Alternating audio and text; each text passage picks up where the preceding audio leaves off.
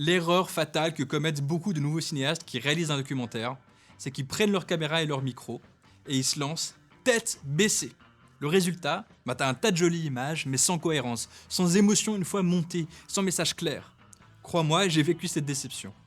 En 2014, j'étais en Asie filmant les activistes luttant pour la protection des terres. Les images étaient puissantes, presque poétiques, mais sans scénario, sans structure claire. Tout ce que j'avais une fois devant mon bon de montage, c'était des souvenirs.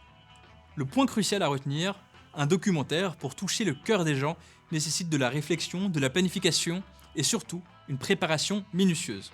Un bon documentaire, c'est bien plus qu'une série d'images impressionnantes. Il y a un format à respecter, même si bien sûr tu peux faire tout ce que tu veux, tout est possible. Il y a un traitement des personnages complètement différent à la fiction, c'est quand même bon à savoir. Il y a des dialogues qui sont assez spéciaux, des espaces dans lesquels il est parfois difficile de tout planifier à l'avance, et une approche cinématographique précise qui n'est pas aussi énigmatique qu'elle peut sembler.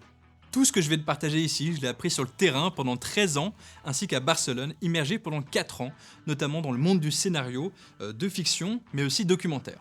Et aujourd'hui, je vais te transmettre ce savoir. Je vais te présenter la méthode que j'ai nommée le scénario du réel, en 6 étapes essentielles.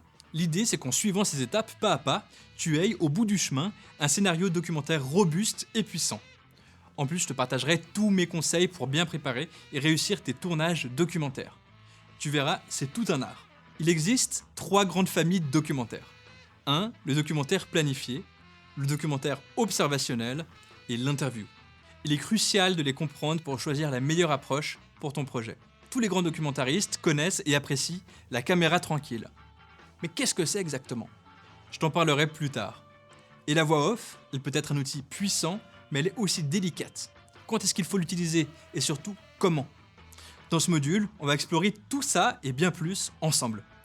Pour commencer de la meilleure manière possible, pense à un sujet ou à un thème qui te passionne. Puis essaie de déterminer quelle famille de documentaires serait la plus appropriée pour ce sujet. Finalement, je te propose de rédiger un petit plan de ce que pourrait être ton documentaire avec un début et une fin. Allez, à tout de suite dans la prochaine masterclass.